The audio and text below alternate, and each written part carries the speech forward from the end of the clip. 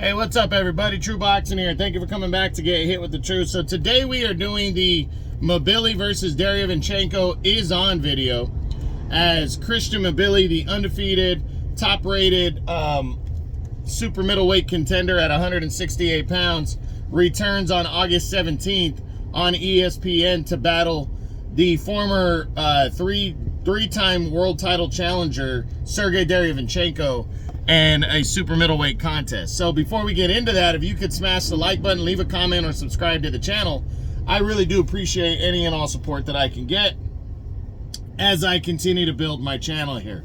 So this one, you know, I like this matchup a lot. You know, when they were first mentioned this fight about a day or two before Mbilli fought Mark Heffron last weekend, I was like, wow, that's a good test right there, because let's be honest, Derevyanchenko is the measuring stick. I mean, if there is a tough ass fucking gatekeeper, it's Derevyanchenko. The dude's 15-5, right? You look at that record and you go, oh, Mbilli should have no problem. Well, look at the 5 though. His first loss was to Triple G, Gennady Golovkin. I think it was Daniel Jacobs. I'm sorry, he lost to Daniel Jacobs first. Fighting for the vacant title. That was by a split decision. I thought Jacobs outworked him, but he fought tough and he fought hard. It wasn't like a cakewalk for Jacobs. Then a year later, he got a shot at the vacant title again, this time against Triple G Gennady Golovkin. Went at it. Even took a knockdown in the 4th round against Triple G. Went at it with him, though. Toe-to-toe, great fight. And some people thought he won. You know, went to the scorecards. He lost a very close but controversial decision. He was right in that fight all the way down the wire. Then he took on Jermall Charlo. I believe that was in 2020. He got Jermall Charlo in the ring. And this is the first fight where a fighter took him serious. I got to hand it to Charlo, because I still believe this was Charlo's best win. Because Derevyanchenko, there was a lot of people that thought Derevyanchenko was going to beat Charlo. I was one of them. But what Charlo did that Triple G and Daniel Jacobs didn't do is Charlo took Sergey serious. And Charlo went out there and outworked them, busted them up, scored a convincing unanimous decision win. And you would think, okay, Derevyanchenko, he's been exposed now. Well, then he bounces back and takes on Carlos Adames. I think it was Adames's either debut at middleweight or his second fight. And they went toe-to-toe, all-out slugfest over 10 rounds. And he lost another, I think it was a split decision, over 10 to Adames, who's now your middleweight champion a couple years later. And then last year, he fights a guy who's 10 years his junior, and Jaime Munguia, who ran over John Ryder in his last fight earlier this year, and then got, you know, beat convincingly against Canelo, but was in, you know, was fighting hard and was in that fight. Munguia's a pretty tough fucking fighter. And Derevyanchenko went all out, fight of the year candidate. I mean, these two guys went toe-to-toe. Great fight right here.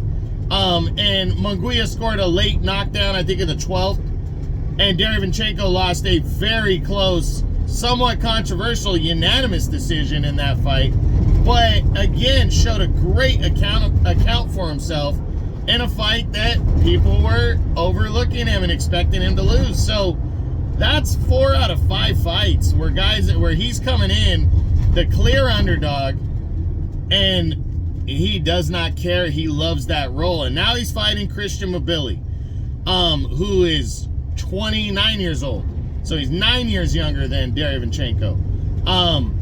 He's rolling. I think he's 27-0 with 24 knockouts, something like that, something crazy. Great record. He's been rolling over everybody, but he needs to finally step up the competition, like full on, not just, you know, some of these guys that float around the top 10. Derevyanchenko is a top 5 area super middleweight, right in the middle of that pack, 5, 6, 7. And he's been there, he's done that. He's a veteran, he's a classy veteran. He's his nickname is the Technician. He is a technician in there. He comes in there. He doesn't just go to war. He systematically goes to war. He's smart about it. And I love this matchup. Mbilli, his biggest advantage is I think he's got like a 3 to 4 inch reach advantage. So that's pretty good, pretty significant right there. But Derevyanchenko's a ½ inch taller.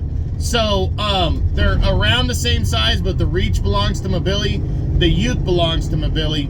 And this is Mbilli's moment right here to shine out, to try to get into Canelo or a world title sweepstakes, because Canelo just gave up his IBF title, so he might be like, hey, I don't care about that. You know, I'm gonna start, you know, Canelo might start giving up these belts.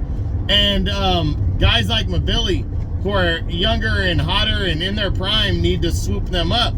Or you got the old war horse and Derevyanchenko, who finally wants his world title, you know, that he feels he should have had against Triple G all those years ago. So it's going to be interesting. Very good matchup right here. Really looking forward to seeing it happen. Saturday, August 17th, I'm sorry, on, I think it's ESPN again. And I can't wait to see it. So, again, August 17th, ESPN, Mbilli versus Derevyanchenko is on at 168 pounds. I hope you enjoyed the video. If you did, smash the like button, leave a comment, or subscribe to the channel. I do appreciate any and all support that I can get. This is True Boxing. You've been hit with the truth.